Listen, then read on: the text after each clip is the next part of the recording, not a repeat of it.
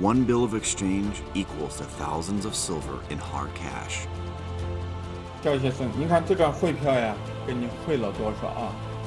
他汇了9万两白银，相当于多少？6000万人民币。One 票号 rose to the top of the historical financial industry. 那么道光皇帝一看，他惊呆了，他觉得说，咦，好一个日升昌，还能汇通天下哩。Two opponents of the same industry strove against each other, both publicly and in the shadows. 毛鸿荟呀，他有4个孙子，他把自己的长孙取名叫毛吕泰，就是这个吕泰跟那个大掌柜雷吕泰的名是一样的。Pingyao of Shanxi, one famous cultural town of the Chinese interior, was the recent financial capital which created a miracle. This series, produced by Joy in China, the Wall Street of China will take you to step into Pingyao, experiencing that over 100-year-old financial legend.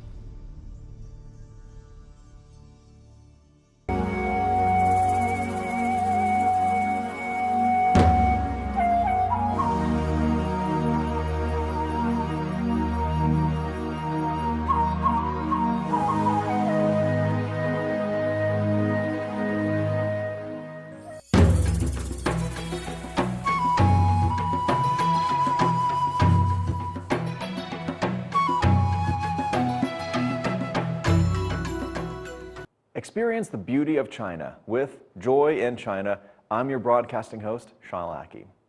Pingyao Ancient Town, the World Cultural Heritage Site, a 2,700-year-old historical and cultural town of China, developed into a famous commercial town in the 16th century, reached its prime time in 19th century, and at one time became the commercial and financial center of China. It's said that all the wealth of 16 richest bosses there totaled more than 100 million liang of silver. So there was a phrase in China which was more money than God. Interestingly, these 16 people did the same business, the Piaohao. What's a Piaohao? How did it emerge and thrive? And how did it obtain such huge profits? Today, let's get into Pingyao to discover the 100-year-old legend this ancient town created. Majestic, bold, hidden away in the Shanxi province is this ancient town. What may not look like to you or me, this old fortress is actually much more. Believe it or not, this held 50% of China's economy. The old ancient banks were here in the Qing dynasty. But the thing is, these banks were all over the place, all throughout China. But how do they do it? Today, our banks have computers and all kinds of tricks, bells and whistles. They didn't have that. So how did they do it? What were the techniques? Well, you know what? We're going to find out. Come with me as we explore the ancient town of Pingyao. Pingyao Ancient Town, located in Pingyao County in the center of Shanxi Province, is the outstanding example of the ethnic Han's cities in the Qing and Ming dynasties. In the developing process of Chinese history, we find a complete and extraordinary demonstration what the ethnic Han's culture, society, economy, and religion looked like at that time. Pingyao Ancient Town is composed of the wild crisscross of 4 main streets, 8 side streets, and 72 narrow alleys. The most famous of which are the South Street, lined with shops, and the West Street, where the first Piaohao of China appeared. Both these 2 streets were called the ancient Wall Street of China.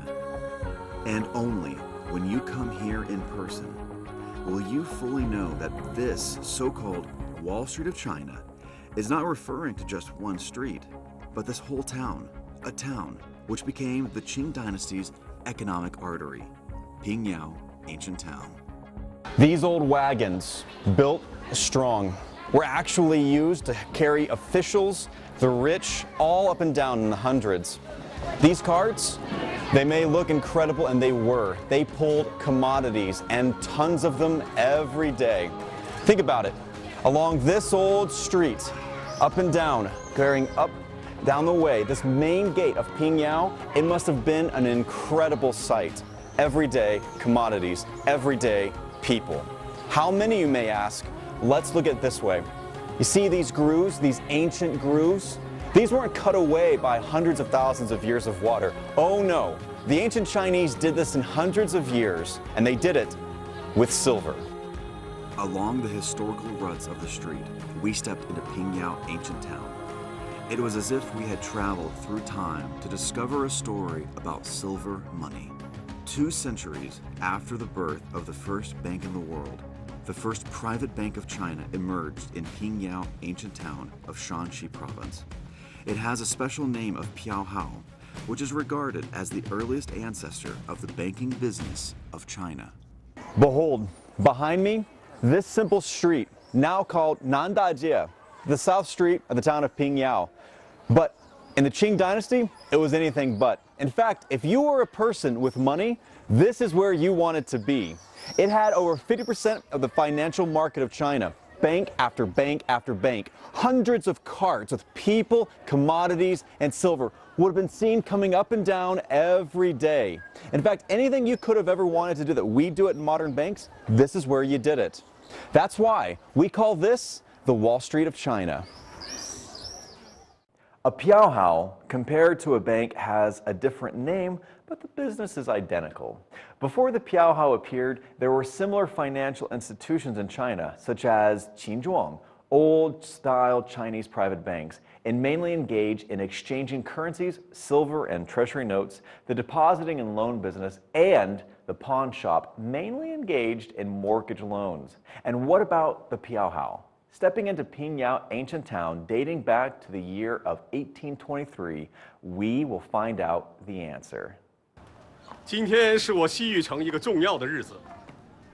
从今天起，敝店将正式开设票号。这是大掌柜雷履泰，二掌柜毛红慧，啊，小伙子有为啊！三掌柜程大培。票号取名日升昌，劫财。Dating back to the first day of the lunar year of 1823, in the west street of Pingyao ancient town, the well-known dye shop Shu Yu Cheng hung up a new board. The new shop chose to open for business on the first day of the new lunar year in hopes of having a good start for the year to come. It became what's now known as a piaohao, which, for the people of China, was a brand new type of business.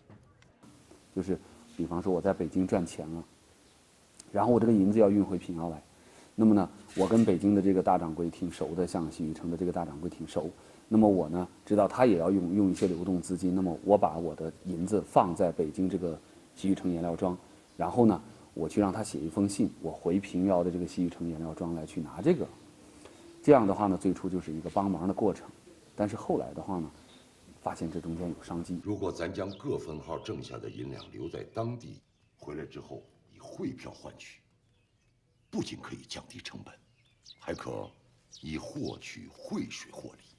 A huishui refers to the commission charged that the remitter, or person transferring money, would use to entrust the piaohao to transfer his money, and the fee of the huishui was based on how much money the remitter needed transferred. Lei Lutai, the general manager, considered this to be the most important source of income for early Risheng Cheng piaohao.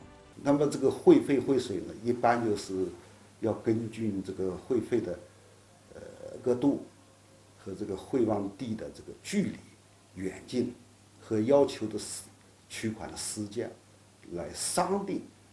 它一般是商定，它不是说这个确定。大致呢，这个1000两就是在10两左右，有的10两啊，10两，多点儿也是复杂点有12两。也就是10%吧。再一个，还有一种特殊的收入叫什么呢？那个时候叫做得空期。比如说平遥去北京，那不是说现在就可以马上过去了，他那个时候是需要经过一段的时间的。所以说，客户为了汇兑银子，而在票号他的这个银子在票号停留的这段时间，对于票号来说要无偿的去占用，就是怕票号的这个占用的这个钱，它可以去贷款也好，哎，可以去这个做汇兑也好，这个收入叫做得空期。还有一个呢，就是平色余率。平是指天平，色是指银子的成色。那么天平呢，它在称量银两的过程当中的话呢，您来存款的时候，比方说您存了13两4钱，还有点零头，那点零头我就不给您算了，您也不会介意。那么您来去取这个银子的时候，我却要少给您一点儿。这一点就像我们现在在银行也存在这个问题，说我们结这个利息的时候，他说我没有零钱了，您的利息应该是678块2毛钱，我没有2毛钱了，您一般是不会要的。但是这个钱他是做这个汇兑生意的，他天天流水都是现银，所以这个量下来也是一个非常大的收入。 Businessmen could not pass up the business opportunity. As the general manager of Xiyucheng dye shop, Lei Lutai convinced the richest man of Pingyao, Li Dachuan, to close the dye shop and inject capital of 300,000 liang of silver, founding this Piaohao, which became the first person to give it a try. At the unveiling, the satin rouge cloth was pulled off, and the new tablet, which was inscribed日昇昌, was hung.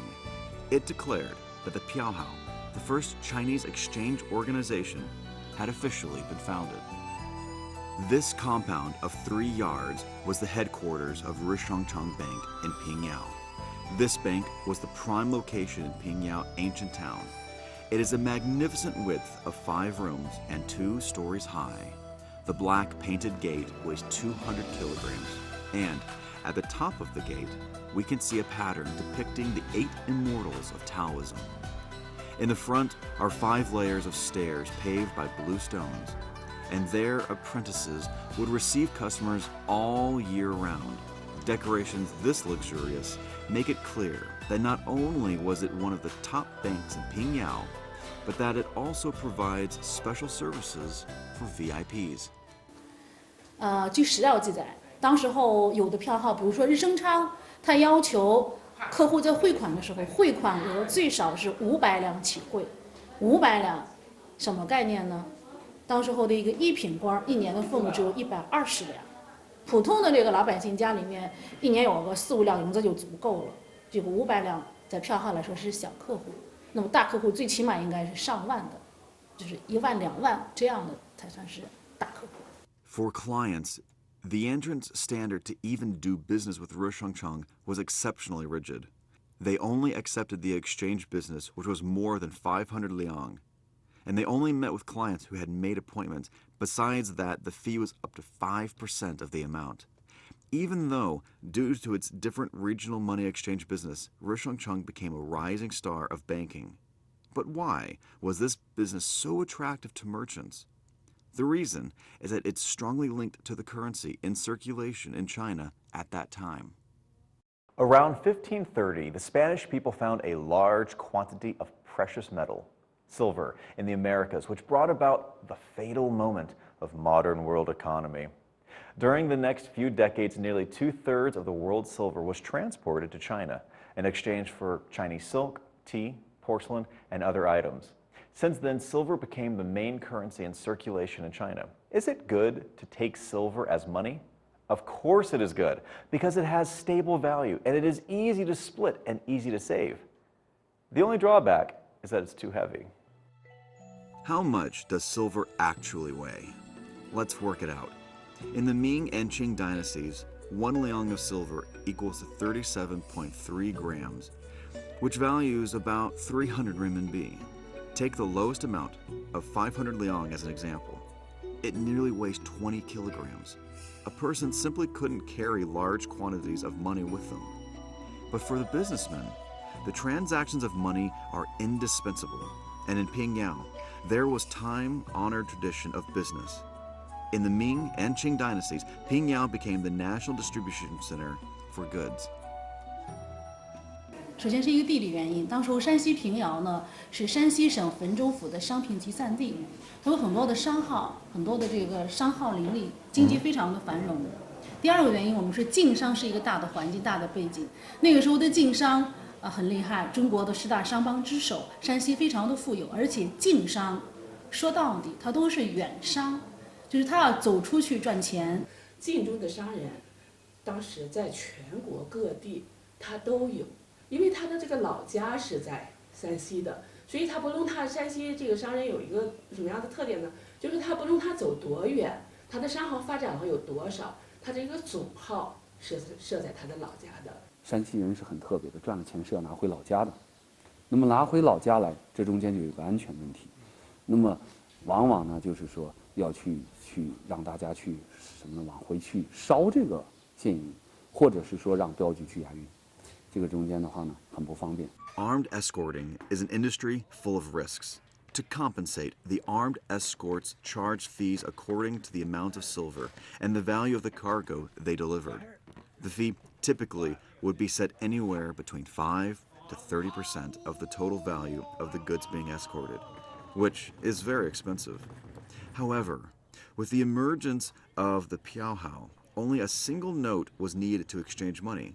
This breakthrough allowed people to run businesses across China with minimal expense or risk. 请问先生从哪里过来呀？美国的可是。哎，好。您中姓大名？少恩。哦，好。您过来是把这个银两给你汇到什么地方呀？到北京好不好？好的，那我现在给你写啊，给你汇啊。好的，好。您看啊，肖先生，您看这张汇票呀，给你汇了多少啊？他汇了9万两白银，相当于多少？6、5千万人民币啊。好了，这份汇票交给你啊。谢谢。旅途愉快，一路顺风啊。好了，哎，好。I will always treasure this. I mean, it's certainly better than anything I could ever produce. Just ask my mom. And I just want to say thank you, sir, for giving me such a wonderful gift. I'll never forget this. Thank you. Now, the日昇昌票号has a number of immersion programs to vividly show you the process of how the bill of exchange come into being. No matter the thousands or the millions of trade, they all can solve the problem with just a single piece of bill of exchange. Large quantities of businessmen, mostly from Shanxi, gradually accepted this rising convenient exchange business, and日昇昌gradually stood its ground and expanded its branch business nationwide, centered on Pingyao. But with the expanded businesses, the general manager Lei Lutai and the secondary manager Mao Honghui differed on whether or not to expand the capital absorption and the geographical distribution. And the divide between them became worse and worse. And eventually, they could no longer work together. 当年创立这个票号的时候呢，雷吕泰是53岁53岁，53了，应该说是不年轻了。那么二掌柜是36岁，年富力强的时候啊，而且两个人都特别厉害。这两个非常精明能干的人，就是一正一负，时间长了以后，这个作为正的来说，他可能会没有什么感觉；作为副的来说，他要有那个能力，要有那个水平的话，他可能也会觉得他憋屈。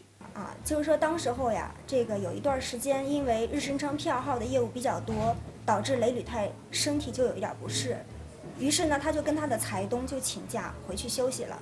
整个票号的业务当时候就落到了二掌柜毛红会一个人的身上。那这个二掌柜毛红会呢，也一直想把自己的才能发挥出来。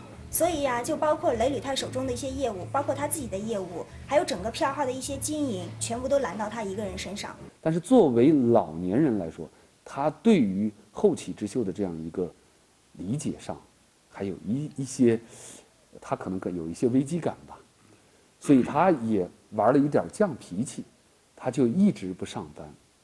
这样的话呢，让财东很为难，所以财东就去找这个雷吕泰。希望雷吕泰能上班。没有你，哪有日升昌啊？我老了，精力不济，早就有了身退的准备，还请大东家恩准。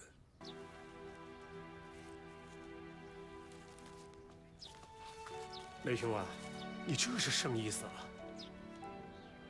您是日升昌的东家，可全国的分号都是我雷履泰设立的。我走了，这些就不便留下。东家既然用了毛红会，那全国的分号就由他设立吧。大掌柜，是我考虑不周啊。Gradually, the division between Lei Lutai and Mao Honghui became deeper and deeper. Finally, just 3 years after the Piaohao of Rishongchang opened, the secondary manager, Mao Honghui, started his own Piaohao. 二掌柜毛红会啊，虽然当时我年龄不大，但是他也很聪明，所以他主动提出了辞呈，他就回家了。这个时候的话呢，雷宇台回到日升昌上班了。那么毛红会回了家里以后呢，由于他当时候的这个票号业啊，它只产生了这么一家，所以它的运作模式、它的管理啊，其他票号对于他来说，了解它这个商业机密，也是一种很有兴趣的，因为它是一个新兴的产业。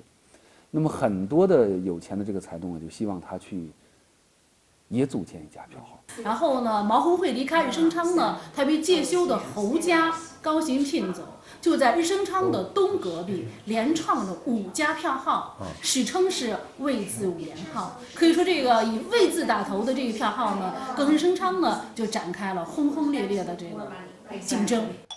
毛掌柜的意思是，咱们同时把魏丰后、魏盛昌、新太后天成亨全改成票号，5号齐出，就可能超越日升昌。In 1826 AD, the second Piaohao of China, Wei Tai-ho, opened for business. In the next 2 years, they opened 4 more chain shops, one after another, which were named Wei Zi Wu Lian Ho. 当时候这个魏太后呢，她是以一种合纵之策的这个经营模式创办起来的。2年之内，在平遥这个地方一共开了5家票号，而且呢，全国各地的分号全部都是以5:1的比例来开办的。什么叫5:1呢？就假如说这个日升昌它在北京、天津、武汉、成都这些地方开有1家分号，但是这个魏字5连号它要开到5家，这种方式叫做是5:1。那么，假如我们作为一个普通的顾客啊，我们去走到马路上去，比方说要去汇款的话呢，那么我们看到了马路上有6家银行，那么不同的名称，这样的一个情况下，我们去选择的过程当中呢，我们选择这5家当中或者6家当中的任何一家的概率远比选择一家要高得多，这是一个。第二个原因呢，由于它是连号制，所以它产生出来的风险机制远比一家要小得多。Since then, as the general manager of Wu Lian Ho and Wei Tai Ho, Mao Honghui led these 5 chain shops to compete with Rishongchang. Mao Honghui came up with a number of novel ideas and was able to gradually usurp Rishongchang's place as number 1. And during this time, the competition between them spurred on the development of the Piaohao industry of China. 他就是在对着干，因为呢，就是说日升昌在经营的时候，不管是他的经营模式还是客户数量，都要比这个魏字5连号它要多，所以说这个魏太后也是为了竞争的需要，才一共开了5家票号，以数量来取胜。当年苏州的日升昌票号的这个信稿当中就提到了说，如今这个魏太后等票号对我们的这个经营活动呢造成了很大的冲击，使我们在苏州无法立足。这个票号的这个信稿上就谈的已经就很详细。你想，他建了1家，很挣钱，然后毛红会出来，在1年之内建了5家票号，也是非常挣钱。在这种情况下，就有好多商家就在短短的几年之内，就把他们的商号陆续的改建了非常多的票号，在就是有平遥的东家，有太谷的，有祁县的，有榆次的，都建立了这个票号的总号，在这个榆次、太谷、祁县介休这个总号。完了，他们又把他们的票号呢，就发展到了全国各地。About the fight between Lei Lutai and Mao Honghui, there is a local story. 毛红会呀，他有4个孙子，他把自己的长孙取名叫毛履泰，啊，就是这个履泰跟那个大掌柜雷履泰的名儿是一样的。但是，在我们后来翻这个毛氏家谱的时候，发现毛红会到他孙子这一辈儿，正好到吕字辈儿了。其实他是希望借这个名字，寓意他的这个孙子，寄予他很高的这个希望，让他的孙子像大掌柜一样的有才华，一样的厉害。其实我们说，听起来是有这个贬低的意思，其实更多的是一种折服，是一种这个尊敬，是一种叹服。3 years after Rishong票号was established, they successfully opened branch organizations in other provinces, including Shandong, Henan, Liaoning, Jiangsu provinces. In 1840s, it even expanded its business to Japan, Singapore, Russia, and a few other countries. At that time, driven by the Rishong票号, the票号business developed rapidly and proved to be the financial center of China.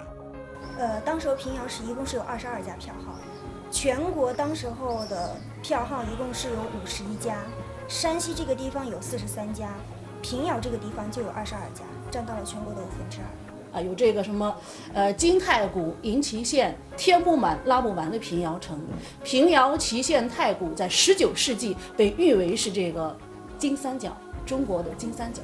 As the first and the biggest 票号 of China, Rishong票号 went through many changes and made outstanding achievements, which was praised as the leading role in the financial growth of China by Liang Qichao, who was the head of the modern reformative school in China, and it once controlled the economy of Qing dynasty in the 19th century. 实际上，在清代日升昌票号创建及中国各家票号诞生的这个阶段的话，是清政府是没有国家银行的，所以呢，它的这种金融业的这样一个管理呢，就是以谁家的这个经济实力大，来去操控中国的金融业。它实际上起到了早期银行的作用，它起到了那么作用。你想吧，到了后期，清政府的那些，就是说是国库里的那些银子，从各地收回来发出去，都要通过票号来经营。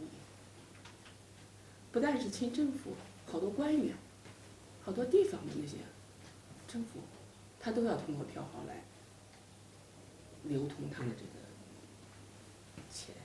比如每年该回上交中央国家财政10万两银，他一下子拿不出来，他就让票号先给他垫资，然后有钱了他再还。包括最后民国的时候训练新军，他们拿不出钱来，也都是跟票号来先垫资。The fierce competition among the 票号 propelled the flourishing Chinese financial market, and with the tablet presented by the emperor, Rishong Chang's reputation had reached its peak and taken its place in history. 您看到对面那块匾了吗？汇通天下。汇通天下呢是当时候的道光皇帝口授给日升昌的。事情的缘由呢，是因为当时候的日升昌曾经汇兑了南京条约的赔款。那么当时候道光皇帝看着这个大臣们拿着一张纸，能够变成白花花的银子，他不相信。然后呢，结果他看到这个不出这个3天之内，日升昌的北京分号把这个银子从他的分号全部的运送到当时候的这个户部。那么道光皇帝一看，他惊呆了。他觉得说，咦，好一个日升昌，还能汇通天下哩！结果说者无意，听者有意。当时候的雷掌柜迅速的把这个4个字呢，就全部的复制到他的各个分号。比如说，北京他就写的是京都日升昌汇通天下，上海日升昌汇通天下。迅速的把这个4个字呢挂遍了日升昌大大小小的分号。然后呢，汇通天下这4个字呢，也就由此而来。All right, that's all for today's show. If you're interested in finding out how they did improve the anti-counterfeiting measures of the Bill of Exchange, where is the vault located, and how the apprentices were promoted, then you can see Joy in China at the same time next week. Bye.